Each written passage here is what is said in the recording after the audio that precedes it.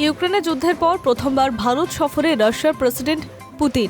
বৃহস্পতিবার সন্ধ্যায় দিল্লির পালাম বিমানবন্দরে সাক্ষী থাকলেও রুশ ভারত সম্পর্কের এক নতুন অধ্যায়। তেল কূটনীতি ও শুল্ক সংশয়ের মাঝেই বন্ধু পুতিনকে লাল কার্পেট বিছিয়ে স্বাগত জানালেন প্রধানমন্ত্রী মোদী।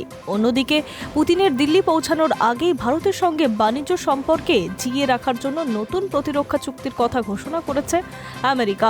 2 দিনের ভারত সফর চলছে রুশ প্রেসিডেন্ট পুতিনের সঙ্গে।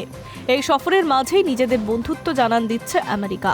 জানা গিয়েছে, মার্কিন ডেপুটি বাণিজ্য প্রতিনিধি ট্রাম্পের নেতৃত্বে একটি দল আগামী সপ্তাহে বাণিজ্য চুক্তি নিয়ে আলোচনার জন্য ভারতে আসার পরিকল্পনা করছে।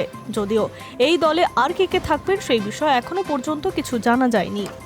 প্রধানমন্ত্রী নরেন্দ্র মোদীর সরকার ভারতীয় পণ্যের উপরে 50% শুল্ক কমানোর জন্য আমেরিকার সঙ্গে একটি প্রাথমিক চুক্তির জন্য আলোচনা চালাচ্ছে।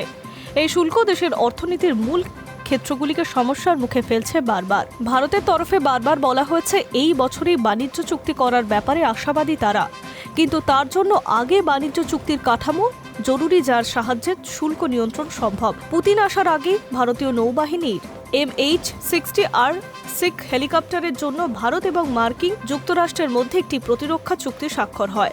এক্স হ্যান্ডেলে একটি পোস্টে মার্কিন ডিপার্টমেন্ট জানায় 7,995 কোটি টাকার চুক্তি হয়েছে। পোস্টে আরও বলা হয়েছে, ভারতের সঙ্গে আমাদের প্রতিরক্ষা সম্পর্কে ক্ষেত্র দারুণ। ভারতের প্রতিরক্ষা মন্ত্রক লকহিড মার্টিনের তৈরি 24টি MH-60 সিহক হেলিকপ্টারের জন্য একটি প্যাকেজ সই করেছে।